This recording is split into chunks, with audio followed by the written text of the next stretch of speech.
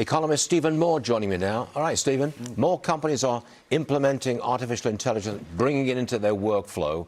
So, obvious question, are we going to see a serious jobs apocalypse because of this?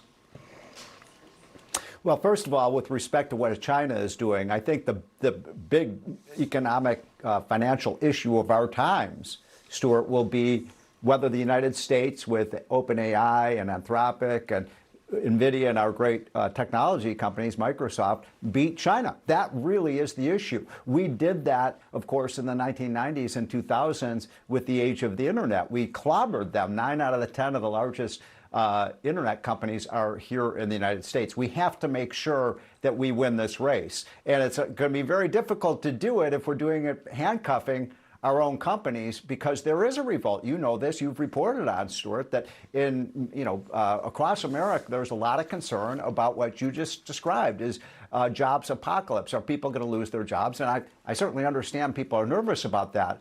But, do you think that the wheel destroyed jobs? Do you think that electricity destroyed jobs? Do you think that the internet destroyed jobs? I mean, this is the next big thing in making the world more productive. We have to win, but if the public is against it, and you get all these rules saying no data centers, no AI, that's going to make it very difficult for the U.S. to win. Yeah, got it. Connecticut Senator Chris Murphy, he's urging his fellow Democrats, hey, look, embrace socialism.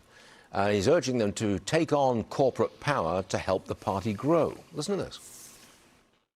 I want us to be a Big Tent party. I mean, I've been saying this for years. I think that it's actually a sign of a party that is alive and growing when there's a contest of ideas inside the party. But I think we have to understand that people do not believe that this version of capitalism has worked. And frankly, it hasn't worked. We should embrace, what I call a common good capitalism, a capitalism where we have more shared prosperity, where we want more millionaires and less trillionaires, where we have a higher minimum wage, where unions are more powerful.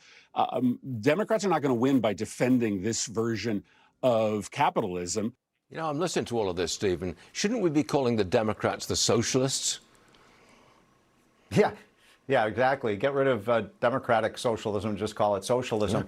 Yeah. And, look, what Senator Murphy was talking about is this whole idea of a warm embrace of socialism. When and where? Where has that ever worked? Why is it that people from all over the world spend half a century trying to escape communism and socialism to come to the land of the free as we celebrate our 250th birthday? It is very scary, folks, that we only have 2 major parties in this country. We have Republicans and Democrats. I'm not a rah-rah Republican. I'm not here to say there's a solution to all our problems. But my gosh, it is very dangerous for our country that you have one of our 2 major parties that is embracing ideas that have failed. I mean, this is like the Che Guevara political doctrine of the Democratic Party that has led to ruination. So very nervous about that. And by the way, Stuart, I always detect when I talk to you, you've got this British accent. How about the fact that Britain, they've got this heat wave going on in Europe and in Britain, and only 1 out of 4 British households and European households have air conditioning. 90% of American households have air conditioning. What the hell is wrong with these people? I mean, if you believe in global warming, don't you want more air conditioning, not less? Yes, you would think so, wouldn't you?